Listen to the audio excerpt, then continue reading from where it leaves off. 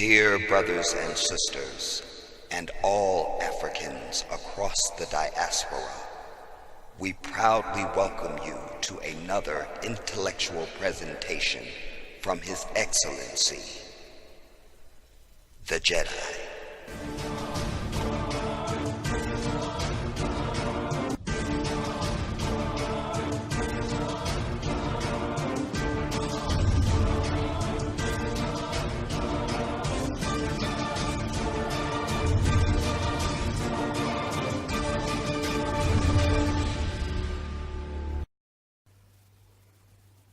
What's up, everybody? This is the Jedi.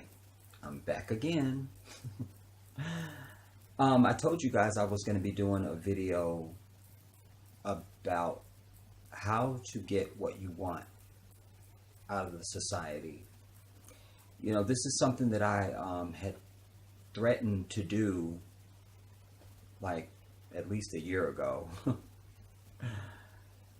And I just never got around to it, you know. And one of the things I want to say too is that one of the things I'm trying to do with this channel now is to bequeath more of my intellect and knowledge and know-how and experiences and things like that. You know, when I just mentioned to you that this was a video that I had threatened to do probably a year ago, probably even more than that. One of the reasons why I never got around to it, and a lot of videos I never got around to, is because every time you turn around, somebody was getting killed by the damn police, you know?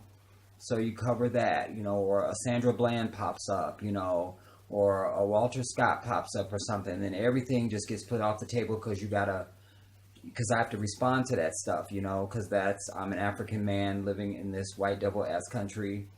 And there's certain things you just can't really overlook, you know. Even with those, there was so many people getting killed, I couldn't cover everything or talk about everything, you know. So I kind of just had to pick my battles on that. And those videos wore me down because while I ranted and bitched and complained and all those things in those videos, it was still a nightmare for me because I don't want to turn into most of you, which is just sit around, bitch about it, ain't this some bullshit, and ha ha ha, but nobody's trying to step forward and do anything, you know? So, you know, and I have been saying I'm here for a purpose, you know? Join the Black Independence Liberation League. Join it, you know? And so I can just have my own feelings about those things in private and bitch and rant about them because it doesn't do me good to put those things out into the public if there's not going to be any return on that. You see, we're not trying to answer it. We're not trying to come together and find a new path or anything. So what's the point? You know? And I've said that I'm not an entertainment figure, so I don't want to be here for somebody to just get tell it, Jedi. You know, that's not enough for me. You say, tell it, Jedi, and I'm with you, then let's do it. You feel me? Then I'm happy to do, because my whole mission was about educating while inspiring for action, you know? That was my model, you know? But to be able to put the oppression in context clearly for everybody, so people that maybe weren't inspired to action before they were exposed to me, maybe then they were like, yeah, let's do this right, like, yeah, let me join his shit and let's get going, you know, let's do that. Because I'm aware even today that, you know, sometimes you be places and you talk to other black people and you start talking shit about white people and they start looking at you crazy. And I go in on their ass in a heartbeat, you know, like, because I've said that we have to draw the lines, you know. We have to draw the lines. Everybody else has and does. We have to draw the lines. And for me, you're either with us or you're against us, period. There is no middle ground, you know. And I'm consistent with that across my life. because I'm somebody who expects and demands loyalty from everybody who witnesses and that's close to me, because I'm fiercely loyal to anyone that that I'm friends with, or even, you're supposed to be my family or something like that. So I give it, so therefore I demand it. I'm fiercely loyal, and so I don't tolerate disloyalty in my private life. And so when my people, if we're not speaking with the same voice and tone about our enemy, and we can have disagreements about other stuff, but when it comes to our common enemy, there is no two sides about it. And anybody speaking differently is not one of us, period. I'm firm about that. So I don't want to get too far off from that. I just want to say that, that those distractions are a lot of why there's a lot of things that I couldn't get around to talking about. I wanted to do, I own a business. I've owned a business for many years. And long before I ever owned a business, I've ran businesses for other people, and companies and things like that. And, a lot of times jobs that I had, I'm the guy that's going to interview and hire you and or fire you. I'm the dude. And I know that I could do a great deal of demystifying business for my people and give you the 101 about how to start your own business, things like that I wanted to do. But I neglected even topics like that because I just thought, well, that's not about the mission, Jedi. It's about getting people to join the Black Independence Liberation League. Let's get out there. Let's start taking control of our communities. Let's start fighting back. Let's et cetera, down the list, So I always was trying to stay focused on what the goal is. Everyone wants to get out there with something foolish or some entertainment stuff just to break up the monotony. But you could count those on one hand, and I go right back into the shit that's serious, You got to keep your eye on the prize, and you can't ever forget what's important. And you just can't. Why? Part of the reason why I think this video is good to do because it does deal with the society, and we have to understand that as Africans, we are not the same as these damn enslaving ass white people. We're not the same. If they're human, we're not the same type of human being as them. We're just not. The genetics even prove that, We're from a different part of the world than them and all that stuff. We're not them. Even the food and stuff that we eat in this country, that's not for us. That's not for us. It's not. That's why our sisters now, you press to find a sister that's just got a nice shape. Just like, wow, that's sister, Everybody's got way too much chest and way too much ass, and every man don't like all that. I'm one of them dudes. I can't have no big bone and I'm just big boned and all that stuff. That's just not for me. There's brothers that's for. It's not for me. I can't.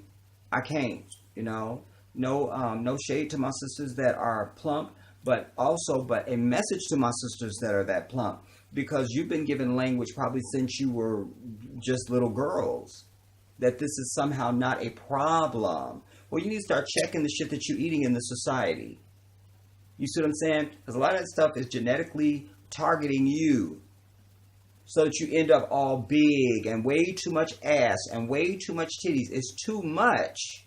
It's too much. You feel me? Like I'm a slender dude. I've always been slender. All the men in my family are slender. My sisters, if they look at food, they blow up like a Macy's Day float. Like, they don't have to eat it. Just look at it. So I have always liked a certain type of woman, I had a couple of thick sisters here and there, but that's relative because they weren't really like thick, but they was not petite, It just, one of my ex-girlfriends, but she had that body, but she ran track, so she just had that thing, But I mention that because, we're not the same as these people. Damn it, we're not. And part of reclaiming our identity as people, in fact, one of the things that I wanted to, I'm going to be bringing you, actually, I just started doing the research yesterday. because something came across my radar that I'm not going to say it because I know I have people that watch me to try and steal my shit so they can go away and try and be brilliant. And I don't mind you doing that, but you don't have the caliber as me. So some things you're not qualified to present if you understanding how I think and what my relationship is to my people. I'm careful with my audience, because I love and care about my people. So the last thing I need to do is get on any damn video talking about anything and I don't know what I'm talking about. I got my facts wrong, or I'm there for the wrong reasons and all those things. When you witness me, you're supposed to leave with something. Period. You're supposed to leave with something. I always say there's no reason to have any audience of any size for any reason if you're not going to leave them with something. I don't care who you are.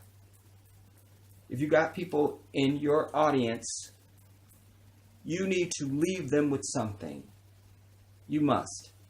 Anyways, I'm going to be bringing you something that's really profound. But when we talk about the society, we have to understand. I've done videos about education. Those are definitely going to be videos I'm going to recreate because that message has to be out there, So I'll be recreating my education videos. But to that point, I've said in my philosophy about how we look at education as African people that we have to start defining what education means. When we bitch about education, we're grouping ourselves with everybody else. We're not like anybody else. And we are the first people. You understand? We are the first educators on the earth. So you don't turn around and ask the inferior class to educate your children. That's a problem. It's a contradiction. That's like Michael Jackson walking to Fred Astaire and going, "Can you teach me how to dance? Can you?" No. Fred Astaire wish he was Michael. You see? No. It's like there used to be this. Remember Girlfriends, y'all? Not Girlfriends. Living Single. There was an episode where Regine Sinclair came to Regine for some advice. I can't even get this out. Anyways, but it helps make my point. Hold up. And Sinclair she was like, "Thanks, Regine, you really helped me. Can you go to so-and-so now with me so I can tell so-and-so?" And then Regine goes, "Sinclair, when you climb the mountain to speak to the guru, she does not climb down with you."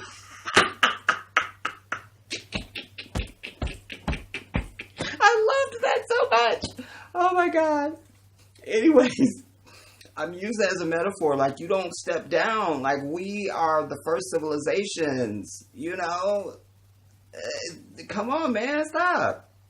So anyway, when we think about education in that vein of we have to start defining what education means to African people, what it means to us.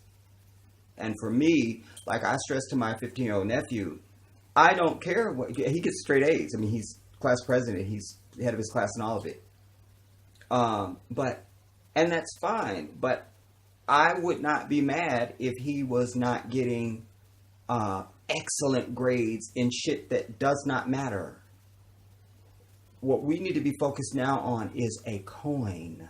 You understand? Because the god of this white devil is money. That's what the society is. It's money. It's not compassion. It's not love. It's not concern for your fellow man. It's not any of that stuff. It's not submission to God and holiness and fear of the last day and all that. No, it's about money. That's all the fuck they care about. That's what this satanic asshole is. So we are a people who need to understand we need to master not only how to get a coin, but how to operate in this damn society. Me being the outspoken Spitfire brand that I am, the unbridled horse, roaming and galloping on the damn plane. I learned at a very young age how to get the shit that I want. And I always get what I want. And what I'm intending to do in this video is to give you some pointers and help you to be able to do the same thing. Now, I've spoken in previous work to my brothers especially about having layers, you see. So even on my other channel, you would see that I used to do, I'd have all my serious stuff, high-arcing intellectual, whatever. Then I could give you militant with the AR-15, ready to go and kill everybody. Then I could give you comedy with my show reviews. And then I could release a performance piece where I'm killing it vocally and performing on stage and all of it. You see what I'm saying? Layers. Layers. Layers. This is what makes a whole man. But that also cuts into what I talked about defining what manhood is. Most of our men, so-called men, walking around right now, even your boyfriend or husband sitting next to you, has no clue what it is to be a man. They don't know. They don't know. They don't know. And one of the things that proves that is most of them think they just sort of anoint into it. Like, oh, I'm a man now. No. You're not a man. You don't anoint in. You understand? There's work. You understand? There's work. You earn it. So, there has to be layers. And so, because there's a misdefinition of what manhood is in our culture, brothers are afraid. Listen, it's not human to just walk around all hard every fucking day. We come from a woman. You understand? So first of all, we need to start embracing our femininity. That's fucking first of all. You see what I'm saying? Don't get it twisted. That don't mean you got to be putting on fucking Louboutin heels and sashaying around in a fucking dress. That's not what this is about. This is about tapping into that side of yourself that is the mirror of yourself, which is the feminine side. You understand what I'm saying? Because our women are doing it every damn day when y'all impregnate them and then bounce. Then she got to play mommy and daddy. You see what I'm saying? So women are doing just fine of assuming both those male and female roles. You understand what I'm saying? It's time that brothers start to understand that a whole expression of a man is every layer of himself. Every layer. And in this society, one of the layers, one of the tools that you need in order to be able to get what you want is you've got to be able to tap into another side of yourself that's not all this buttoned up, pent up, hard ass bullshit. That is fake and it's flat. You understand what I'm saying? So, thankfully for me, I was born in Chicago, but then I grew up all around the country. And so I'm always a little freaked out when I've lived different places and people say, oh, I can hear your accent. Like, what accent? Like, what accent, miss? Because I don't think that I don't know. I don't think I have an accent, and I'm someone who's very self-aware. I've listened to my voice on tape and all those sorts of things. And I don't think I have an accent. I just don't think I do. But, whatever. Anyway, so I'm from Chicago, but I grew up around the country, and one of the other tools you need in order to be able to do this is you've got to do something I've also bitched and preached about. You've got to start exposing yourself to things that don't normally interest you. You got to have knowledge about things that you don't think you need to know about. You feel me? You just have to, because knowledge is so important. Because we talk about education is the key. No, fuck education. It's knowledge. Knowledge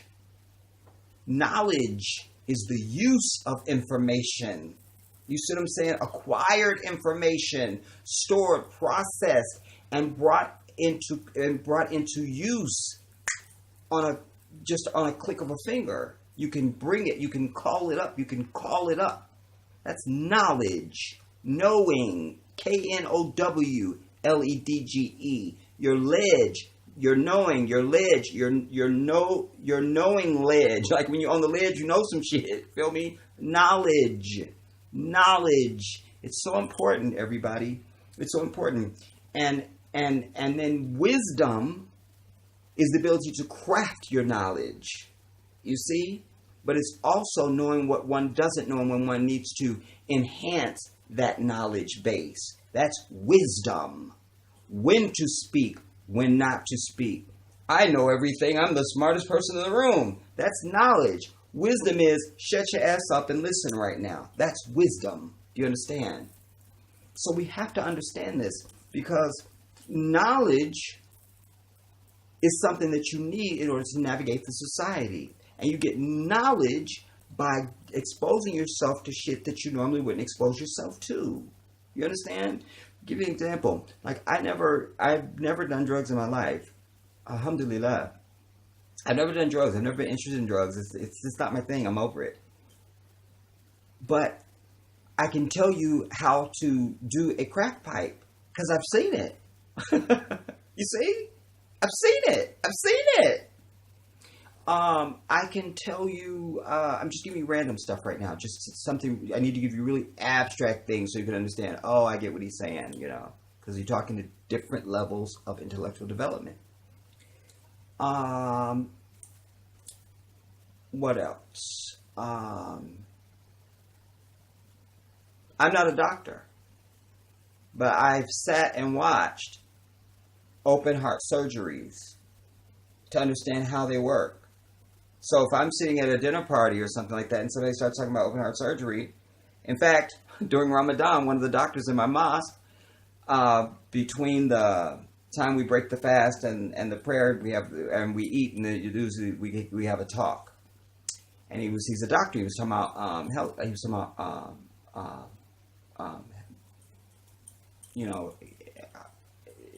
healthcare, like for your heart, like something to do with your heart. And I said to him, I was fascinated at the fact that when they do a heart transplant, they don't even remove the heart from the patient's body until the donor's heart is actually in the building. They actually radio it's in the building because once they take the heart out, they put these clamps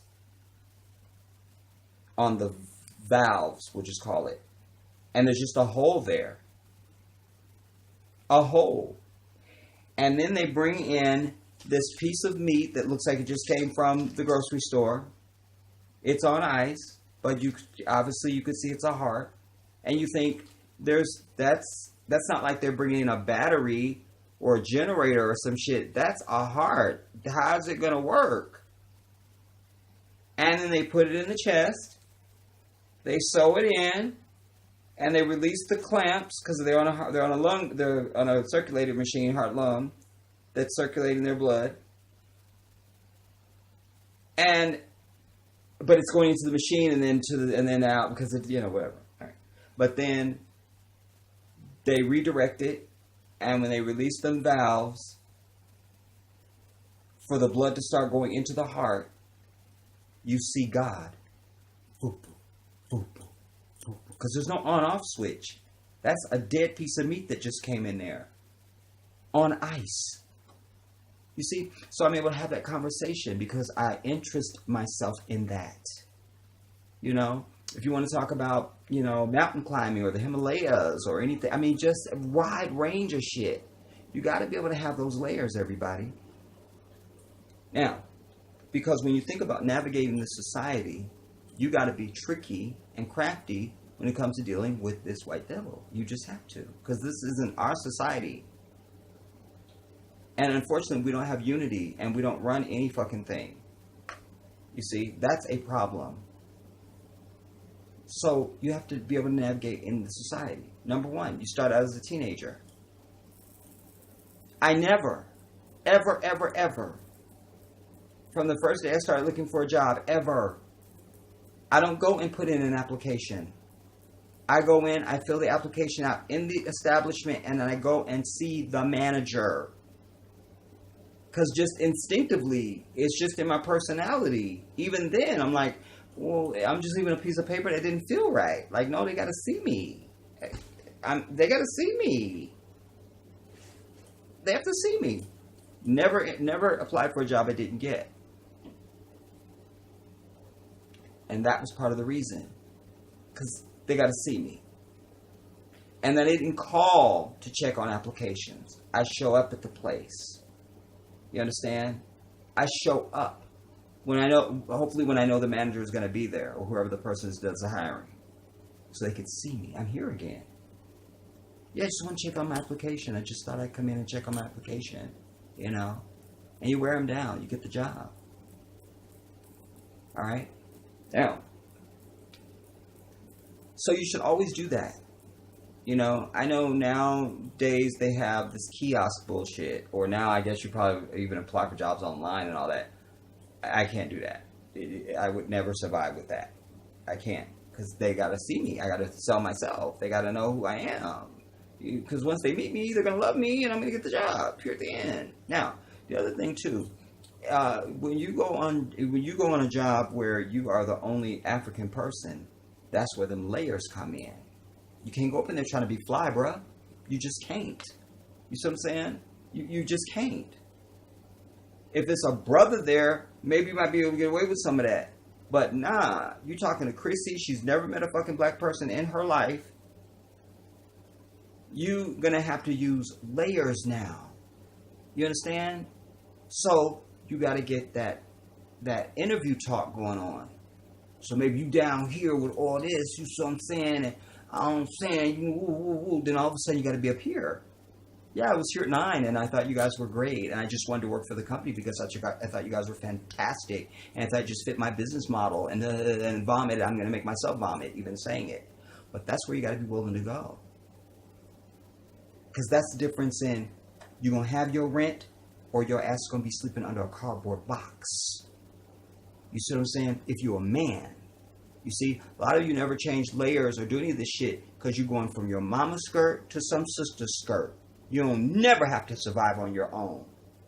Ever. Ever. You see? That's got to change. I already covered that video. Not going to rehash it. Going to stay on this. But you can see how they're interchangeable just even with that. You see? So you've got to be able to switch layers. You've got to, and not just switch your own layers, but you also got to endow yourself with an eclectic set of tools. You see? That means you got to be able to do a little something, everything. A little something, everything. You see? And you never say no. Case in point. I was offered a position at Gannett, USA Today, out in Virginia. Yeah. Because I used to write to Foggy Bottom. Anyways. Big, prestigious, whatever. And it was a temp to perm position. My agent calls me and says, do you know Excel? And I go, yeah, I know Excel. Because I've trained myself to go, yeah, absolutely. I didn't know a fucking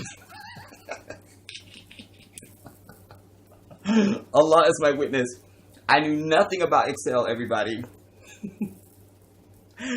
Luckily, my brother, who I haven't talked to in many years, and give a fuck about, I called up him and his wife. I was like, because he's in IT and she's like misscomputer.org, right? I was like, what the fuck is Excel? I need you to get your ass over here right now and tell me I can't. I'm going to go and show you a book they gave me that day. Hold up. This is worth it.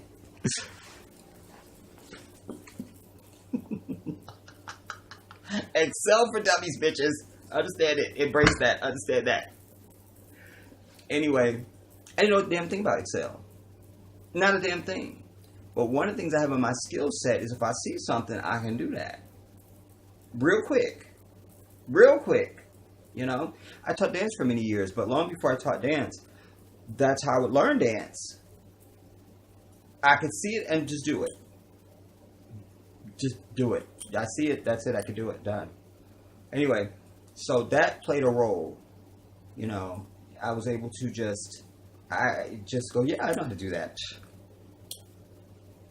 I didn't know a damn thing. But I ended up with that damn job at USA Today, Gannett USA Today. Oh yes, I did that. You see? Shifting layers. Shifting layers. Shifting layers. You see? But I had to cram and crunch. And I had to call in the resources. Called up my brother and his wife, like, what the fuck? I don't know, Excel, get over here, show me. And it's a crash course real quick, you know? And it was nothing. And a lot of times they ask you for things on as requirements for jobs, just as a softball way of weeding you out. You'll weed your own self out. They don't have to tell you no. You go, oh, I don't know how to do Excel, so never mind. And then if you tell them, they say, oh man, because we need somebody with that skill set. But good luck to you and everything. And okay, great, okay, bye. They love that, bye, that shit. Oh my God. I'm gonna have to get something cold to drink, y'all. I can't. I'm making my own self vomit.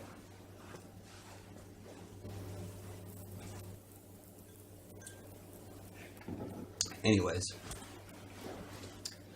Bye. It makes me sick. And I know some of y'all cracking up right now because you've heard that and you know it. And for some of y'all that maybe didn't catch it before, I just rang the bell and you went, I know, right? They do that shit. So you don't ever say no. Don't. At the very least, you just take your ass onto that damn job, let them find out you don't know how to do the shit, and then they can get rid of you if that comes to that. But you don't say no. Don't. Damn it. Alright. Now, I want to move into some real key things. Let's start with traffic tickets. I've never had a traffic ticket that I didn't beat. And I'm not a lawyer. But I am a lawyer. And alas, all of us can be lawyers because there's an expectation under the law that you're supposed to know it. You know, you'll hear courts and judges say, ignorance of the law is not a defense. As if people are just sitting around reading fucking law books and shit. Well, some of us do. Thank you very much. All right. And so, alas, and that stuff, and you always, again, you have to beat them at their game. At their game. At their game. So when you get a traffic ticket, first thing you want to do is not panic. Just get the damn traffic ticket. Fuck it. If you know you're not guilty, then you have to be able to use the right language in the court. You can't just go and say, I didn't do this. I just said, but I didn't do it. You didn't do it, but that's not enough. You're dealing with this white devil. So you got to be able to speak his level-ass language. You see what I'm saying? So it's not enough. You got to be able to speak their language. Give you a case in point. Now, but before I give you that case in point, I want to continue on. Once you get your ticket, whether you're guilty or not, first thing you want to do when you get home, you want to read that fucking ticket. Every box. Every box. Because you're going to ask him when he comes up to your window, excuse me, officer, can I ask why I was pulled over? After he says, can I get your driver's license registration? Sure. Can I ask why I was pulled over? So once you do this fake move, they think you're getting it, and they start answering. Because if you go, can I ask why I was pulled over? Then you're the uppity Negro then. You see? Get what you want out of the society. So fake act. So you'd be like, sure, can I ask why I was pulled over? You never get your shit yet, though. Till you get that answer. But you look like you, or sometimes I go, sure, can I see your driver's license registration, sir? Yes, I'm just going to reach in my glove compartment and get it, just so you know, I don't have anything in my hands. All right, can I ask why I was pulled over? And then you do the fake start leaning, and then the squint usually helps too, because like you're inquisitive, the inquisitive eye usually, that's a Jedi mind trick. Like, I'm really interested to hear what you're saying, like, you're so brilliant, I pale to your brilliance, and your light is shining so bright I'm blind. It says that almost. It's subconscious, everybody. And you must also remember that 99.9% of people in this society are dumb as fuck. If I was someone of a different heart, I'd be the perfect fucking, what do you call those people?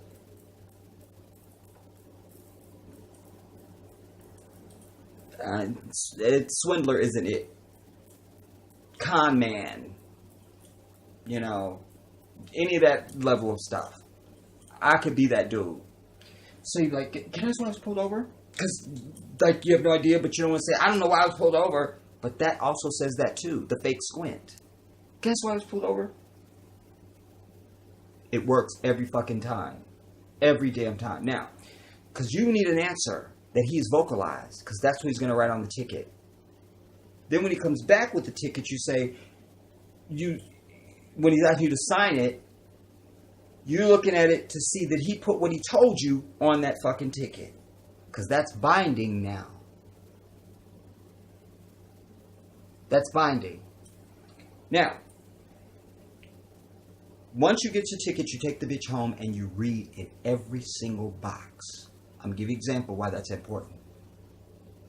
Last time I got a ticket was when my do-rag was too tight. Damn it, this damn do-rag, I'm over it. But anytime you guys see me doing this in my videos, that's my do-rag is too damn tight, I'm over it. Read the ticket. Last time I got a ticket, I didn't think he was even after me. I signaled and was getting over like and then he was getting over with me. I'm like, what the fuck is he pulling me over for? Tell you what I had done. I had gone through, there's those right turn arrows. There's red, yellow, and green, and the arrow, which turns red, yellow, and green. All right? So, it was yellow. I went. I still had time. So I'm saying it's yellow. It ain't turn red. So I'm saying, and I was close enough, and it wasn't like I was way back, and then oh my god, I was going through there while it was yellow. Well, his perspective, he thought I ran the light. That's fine.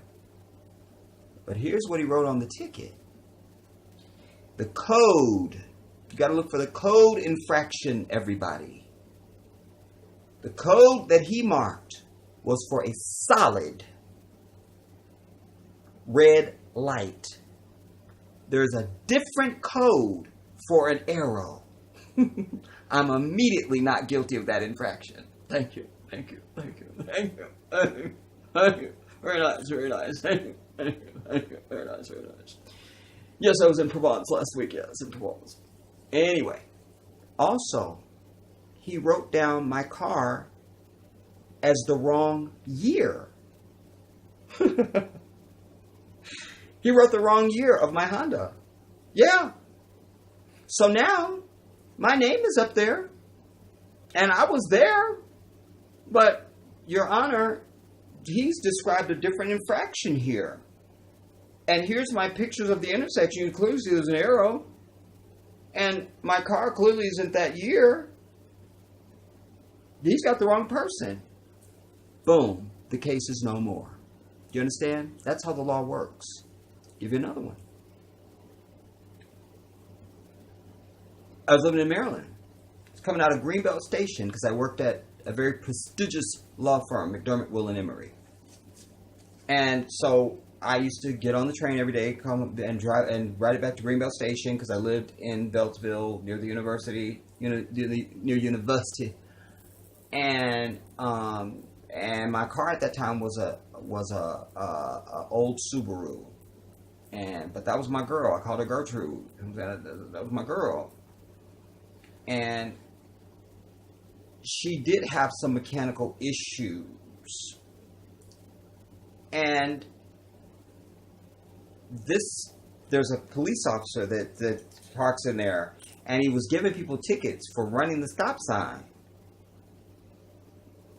I went to court, and there was like 15, 20 other people there for the same cop, and his fat ass was in the court. Well, when your boy got up, you got to use their law. That's why I say you can always beat them at their own game, everybody. It doesn't matter what it is. Oh, I got a million of them for you. This is going to be a long video. Judge says, how do you plead? I said, not guilty, Your Honor. And if it will please the court, he goes, take a step forward. He goes, you're entering a plea of not guilty? I go, absolutely not guilty. He goes, all right, would you like to enter a defense right now? I go, yes. I go, and if it would please the court, I would like to use the chalkboard if I could. Thank you. So I go to the chalkboard. I'm in my tie and my Kenneth Cole shoes and my whatever. All right. And I go to the board and I go, Your Honor, first of all, the stop sign is on an incline. And I drew the incline with the little fake ass stop sign because I'm not Picasso. I draw that. I said, and I pulled my keys out of my pocket. I said, Your Honor, my car, which I affectionately called Gertrude, is in the parking structure here at the court. And everybody in the courtroom laughed. Even the judge. I said, if it will please the court, you can go out and drive this car right now.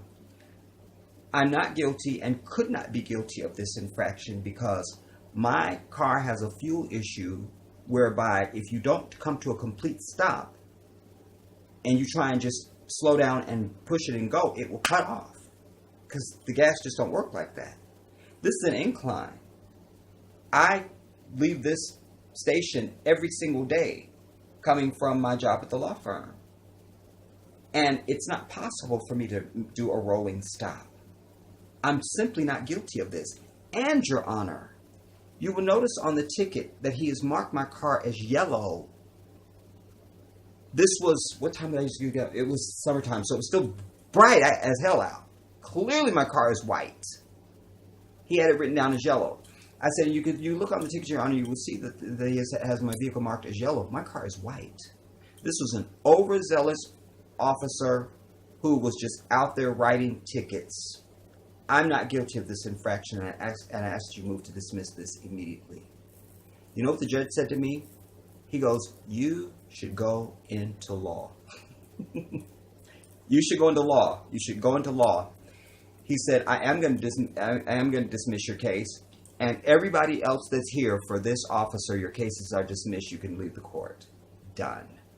And it was like something out of a movie. People were clapping and everything.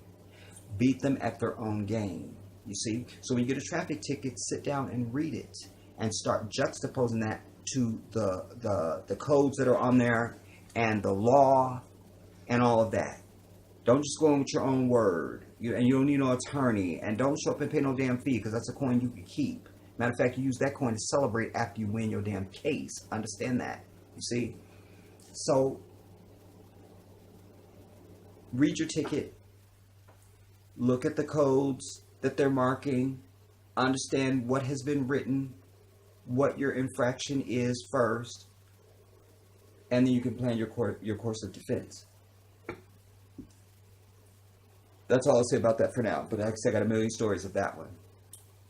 Another one I'll give you. You can always get what you want from, what do we call them?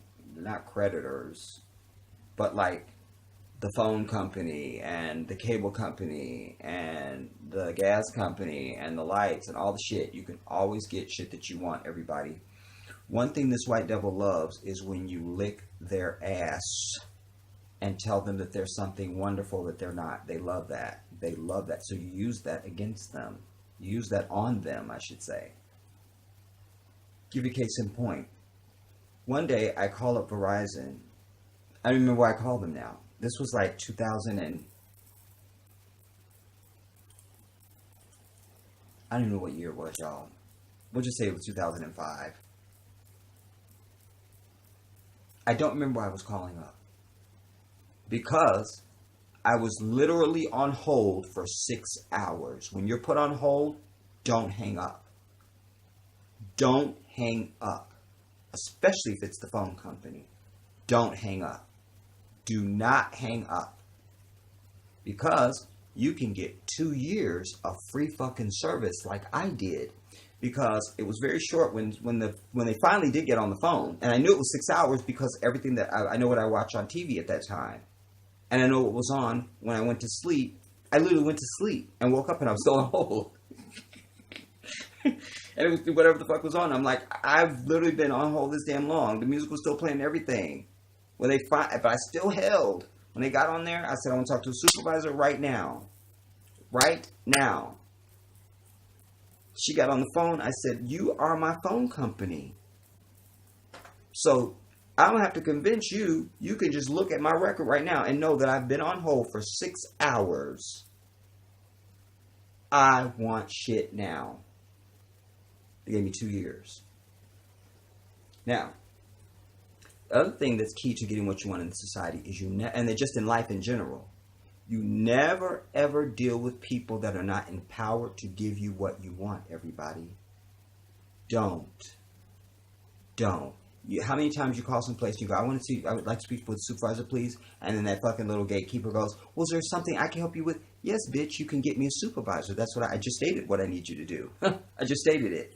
I just stated it. And you be firm with them. Because you need to let them know that you don't have time for their little ass. And there's another way to deal with that too. That could be more nice and more diplomatic.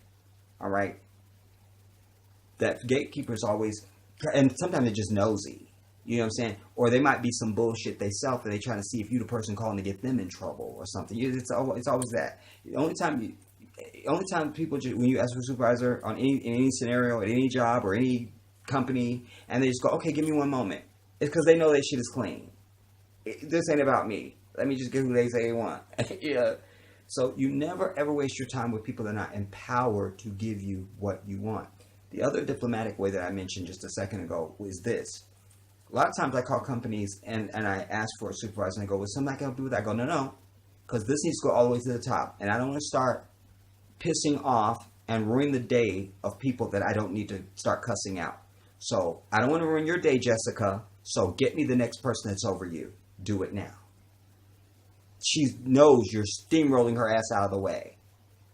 Otherwise, because I'm telling you, I'm going to lash in on you and make this a very difficult time for you. You see? So get your ass out the way and get me who I want. And they always do. So never waste time with the bottom feeders. Don't do that. Don't do that. Give you a case in point. I got 1 million of them. But I'll give you one. I had DirecTV. I still have DirecTV now again. But anyway. I had DirecTV. And when I had 3 rooms installed. And the living room, they had that DVR thing. I don't like that. Because the white man's the devil. And I know that there's cameras and listening devices in those damn things. And I don't want it. You see? Plus, I didn't need it because I have a DVD recorder that I can record stuff directly from television directly to DVD. Like, I don't need a DVR. You feel me? So, I call up DirecTV because my other rooms had the little small tuners. Little cute little things. They look cute in the room and everything. You know what I'm saying? A little blue light and all that. Like, yeah. They look tight. And they had the creme de la creme. They had the auto-tune feature. Which means you'll never miss nothing. Because I used to put stickies on my TV, literally. Damn it, they said the Soul Train Awards. God damn it. God damn it. Sticky. God damn it, the such and such is coming on. What is that? Thursday, say Wednesday, quick, right? And stickies. I had stickies on my TV. So with the auto-tune with DirecTV plus DirecTV, their satellite is set up in a way where they're programming, they get the information early enough that you can literally go a week, 2 weeks in advance. So they mentioned something's coming on in a week, I can go a week in advance and auto-tune that. And the TV will turn over there and it will be that. And then, on top of that, if I got my DVD recorder ready to go, I can record the bitch of the day. So I'm killing it. Alright, fine. So, I didn't want the DVR. I'm like, I like these little tuners because they have the auto-tune feature and the DVR does not.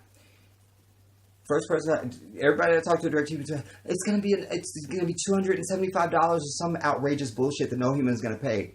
It's gonna be $275, and I'm like, no, I'm not paying that. I don't need to. I don't need to. Let me talk to the person that's over you. Then they give me the next person. Let me talk to the person over you. Hi, this is so-and-so. What's your position? Such and such. Okay, let me talk to the person that's over you. Well, is there something I can help you with? Yeah, you can get me the person that's over you. All right. Don't do it. Don't do it. Okay, hold on just a moment, please. Then finally got to the top dude. Boom. This is Mr. So-and-so. I'm a DirecTV customer. And I know that customer acquisition and retention is very important to DirecTV, and the values its customers, especially those that are never late on their payment. This is what I want, such and such. I don't like this DVR. It's not pleasing to me. I'm absolutely in love with your smaller tuners. They're fantastic. They take up less space in the home, and I schmooze them a little bit. Wallahi, the next day there was a UPS box at my house, everybody to send the shit back with the damn tuner, and they had the other shit, and it cost me a damn dime. Understand that? You understand? No, I don't need to. I don't need to. I don't need to. You're dealing with multi-billion-dollar corporations. I'm going to get what I want. I'm going to. And every dollar counts to them. So when you talk to the people that are at the bottom, they don't see the big picture. They're just trying to get their little hours in, do their job, and go home. They're over it. But there's somebody in any corporation, any business structure, who they're looking at the numbers. You understand? When I used to manage Taco Bell, they were always on, the bigwigs up were always on my ass about food cost. You see what I'm saying? So when you walk into Taco Bell, you be like, ain't no cheese on there. You see what I'm saying? That manager is looking at his bottom line and his salary. You see what I'm saying? Nah, bro, you can't get no more cheese because you can't. But so there's always somebody in that those numbers matter to, that a customer matters to, because they're not on the front lines, and all they do is sit in boardrooms talk about customers and our customers doing this and our customers doing that, and we're doing this for our customers because they like to feel good about themselves. So those are people you want to get their ear. Now I am the customer calling you. What are you going to do for me? You see? What are you going to do? So they did that. There's another time I got 3 years of free service for DirecTV. Because I called up because I was bitching because I bought a new TV, and they were telling me I needed to have an HD. I need to pay for HD, which I found out that if there's an HD signal and my TV's HD, I don't need a damn extra. I don't need to pay the $10. Got on the phone with a higher up. You have to be able to feel the person that you're talking to. That's one of my gifts, though, you guys. So this part, either you have it or you don't. You know, I have a sixth sense. I feel people. I know it before you say it to me. Anyways, I had a good rapport with her. And I started telling her, I just think DirecTV is just the best. I know. I was telling everybody they can't be friends with me if they don't have DirecTV. And I was just going on and on about DirecTV. She was so impressed. But she's one of them people that sits in boardrooms, talk about their customers, and our customers doing this, and our customers doing that, and our customers. And she came back, gave me 3 years free fucking everything with DirecTV, including all the premium shit. No games, homie. No games. No damn games. None at all. You also have to know that there's things that you can do. For instance, like when you travel Amtrak. I'm just going to jump around a little bit now. Greyhound and Amtrak don't ever see their fucking people. They're only a phone number. You feel me? That's it. So they're very easy to get over on too. Next time you travel Amtrak or Greyhound, you tell them, do you have any not consideration? Do you have any accommodation? Allahu Akbar. Do you have any accommodation for disabled? They go, are you disabled? Like, yeah, I'm disabled. Are you like on a wheelchair or cane or anything? I do. I'm with a cane, and I just, I use a wheelchair sometimes, but mostly on my cane. And it's just kind of, and give them that confusing talk. It's just kind of, because that's white talk. You know how they do that sort of. This is in that same lane, everybody. You have to know what language is. Listen to me now. Style is everything. Style. It's just, it's just been, and I'm just doing so much, and oh my God, and everything hurts, and oh my God. But anyways, what were you saying? Yeah, because we can do so-and-so. Because I want you to know, the last time I traveled on Amtrak, I paid less than $200 for a fucking Amtrak ticket across this bitch. Know this. You see? You got to get them at their own game. And this whole society is set up on usury. Everything that's against God. So when you can get something, goddamn it, you get it. That's why I've said to my people, if you're somebody out there that's even on public assistance, You know, when I was growing up, it was food stamps. You know, now I see that you be in the grocery store and you see somebody and they on food stamps, you don't even know it because they pulled out a credit card and stuff. But so what? My thing is, I know some people are embarrassed.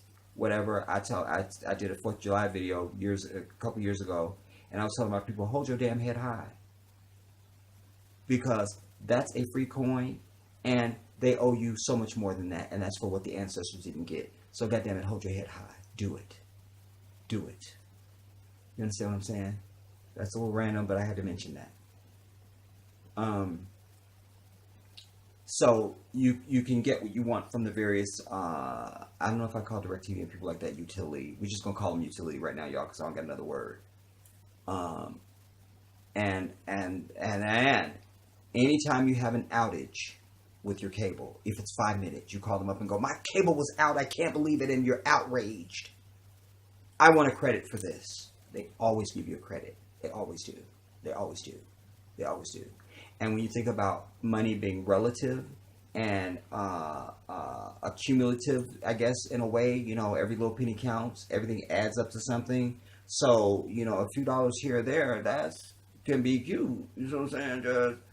So, anytime you have an outage, you always call them up immediately and go, I can't believe my cable's out. Ugh. Okay, we're working okay, but that's fine. But I'm missing my favorite thing right now, and this is why I even have your service. So I don't know if I should even continue with you guys. I don't even know. Maybe you should put me through the retention, because I don't know. Now, if she can't do anything, if she doesn't offer you something immediately, then you ask to be put through to retention, because most companies have a retention department, especially the cable companies, because there's so much competition, you know. And you call them when they get on the phone. Let's say you're with DirecTV, and you go, well, you know, Spectrum wants me. They want me. They want me. They just had a rep at my house yesterday. Was having coffee with me. They want me. They've all told me they want me. They go, well, is there anything we can do that we're going to do everything we can to try and keep you as a valued customer? They start licking your butt, you know, and then you get what you want, you know.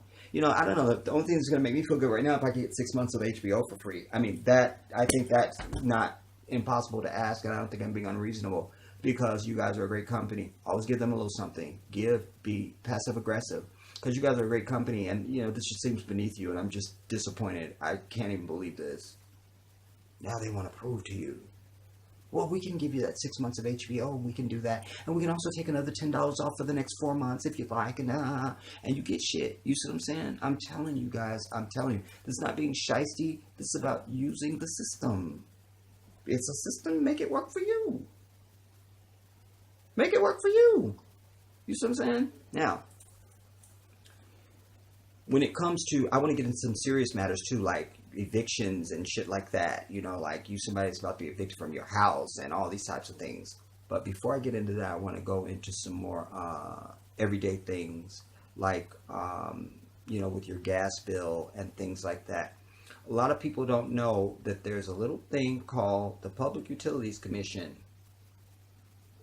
And they're your friend. They're set up to regulate the fucking utilities. They're like, I'm going to go tell my mommy. So the gas company pisses you off. Go, I'm going to tell mommy. You go to the Public Utilities Commission. Go, they piss me off. How dare they charge me $80 for my gas, you see. So you call the Public Utilities Commission. And let's say you're somebody, because somebody out there right now might have their gas get ready to get cut off. We don't know. You never know who's listening. Especially if you guys say, what's the shit? Because I haven't seen these in a lot of years. Probably since I was in my 20s. But, well, I'm still in my 20s. So that doesn't make any sense. Anyways, I digress. Anyways, but especially if you got a disconnect notice, you're going to call the Public Utilities Commission, homie. You can Google that. Call the Public Utilities Commission and go, I don't have this. They immediately, all they ever ask you is your phone number, so in case you get disconnected, your account number on whatever your account is, and your name. And they have some backline to call somebody high up at the utility that's empowered to do shit. You see what I'm saying? Suddenly bills get waived, or they get extended over a 6-month period, and all these sorts of things. You see what I'm saying? Public Utilities Commission. Tell you another one. Maryland. I get a letter from the state controller of Maryland. All this tax that I owe. And all y'all that live in the MVA, Maryland, DC, and Virginia, y'all know, if you single and you don't got no kids, they feel as though you don't need no money. So they just tax your ass to death. They take all your fucking money. So I lived in Maryland, but I worked in the district, like a lot of people. So I get a letter from the state controller. I got home one Friday afternoon. It was raining cats and dogs. All this tax that I owe. I call up the state controller of the state of Maryland, and they have to take your call. You're their constituent. They have to take your call. A lot of people don't know this.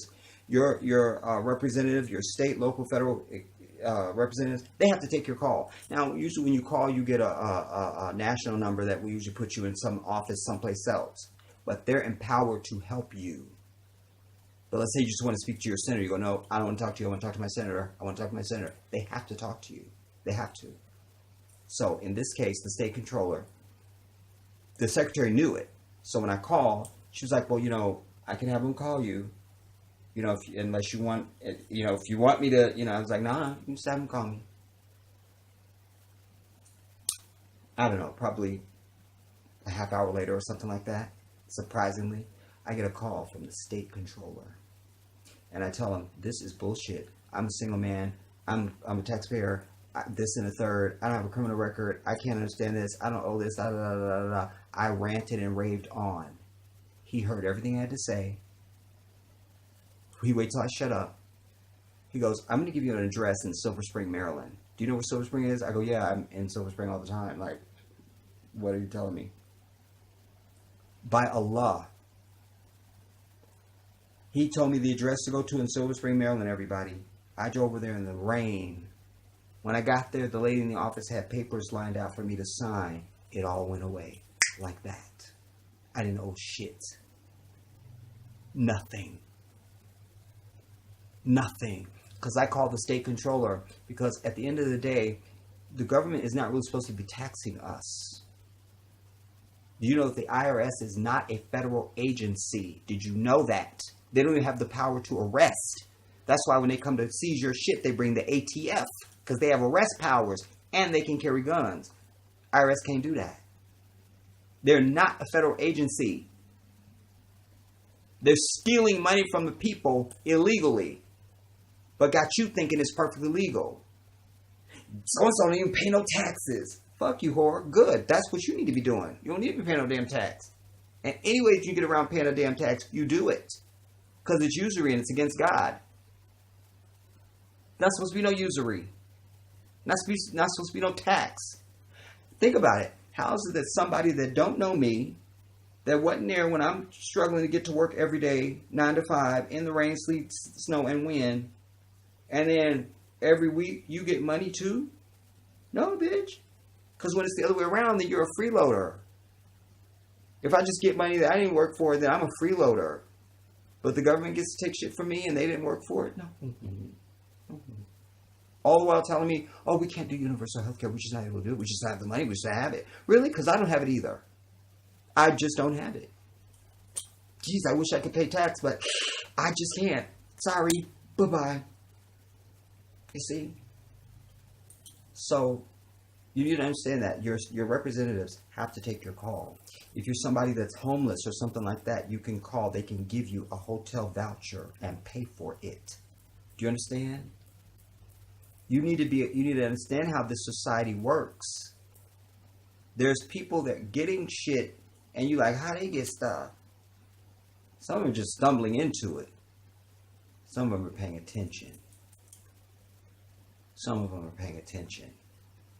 Now, evictions. A lot of people get evicted from their place of residence, or then they move, and then they can't get their deposit back, and all those things. Listen, there's a few states, but for the most part, America, tenants' rights are every fucking thing.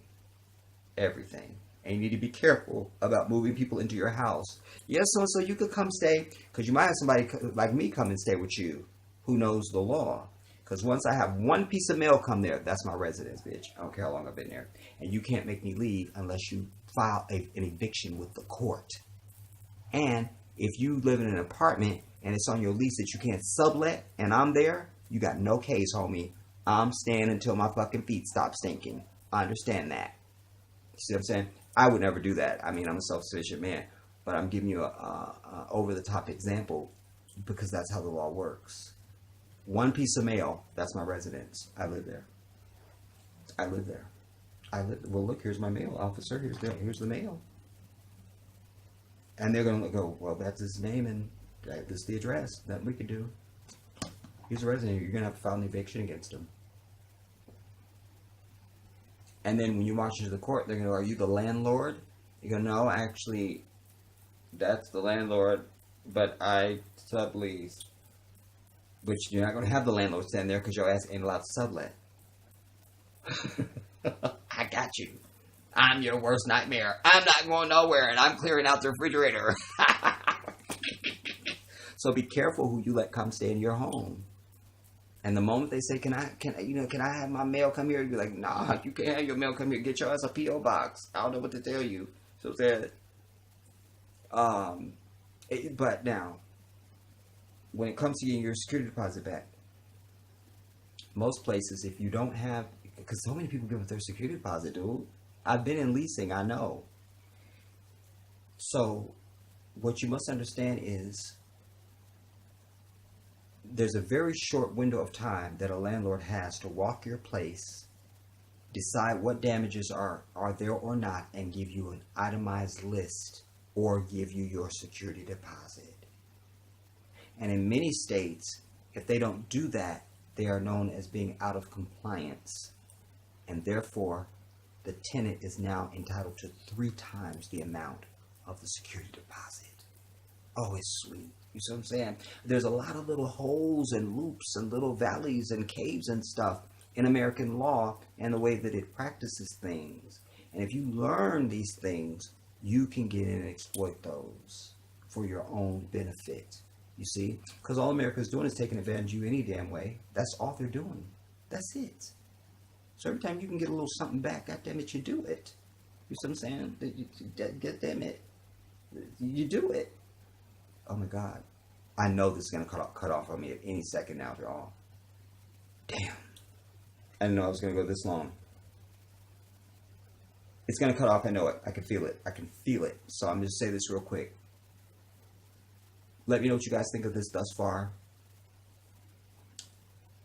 If you think I need a second part, I'll do it.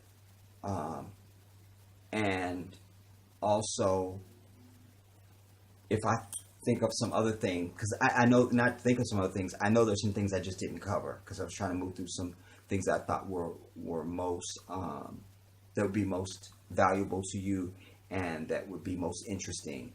And so there's a lot of abstract things that I could cover as well, like when you go to rent a car, why you don't need to buy their insurance ever. You understand? Or when your license is suspended and you don't have no insurance and you're in an accident, it's not your fault. You're still going to get a check, a very healthy check, and all these sorts of things. So there's a lot of things I can get into, you guys. And contracts and things like that. I'm telling you, it's always in the fine print. Last one, because I know it's going to cut off on me. I'm going to try and get this in. Bally's Total Fitness, back in the late 1990s, probably early 2000s. Said $18 down, $18 a month. I kept seeing the commercial on TV. Finally, I decided to record it because there was no fine print. Because I'm the type of brother that reads the fine print on every fucking commercial. Let's see what they really saying, because that's where the truth is in the detail. So I recorded it. There was no fine print.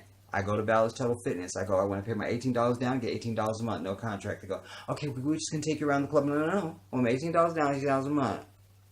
The moment they try to contest, I went onto my car, got the cassette tape, or the VHS tape, brought it in and go, let's play this so you can see your own commercial. And if you don't go along with this, I can have my attorney here within a half hour. I can just pick an attorney at random who will take this case because it's clearly false advertising and misleading. You didn't even put a disclaimer in the fine print. Because at least you got the fine print, you can get away with it. because it was there. It's still some bullshit because nobody reads that. But again, ignorance of the law is no defense. So once they saw that, they gave me I gave them 18 lousy dollars, and I wanted my $2 back for my 20. No contract, and I had fucking membership at Dollar Soda Fitness. Thank you very much. I don't play games. I don't play games because I don't come from wealth. And so, you know, my grandmother always taught me how to use money and to save a coin. I just took it up a notch. So there's more things that I'll share with you guys that I think will be helpful for you in your everyday life just to get what you want out of this goddamn society. Until then, I leave it here, everybody. I am the Jedi.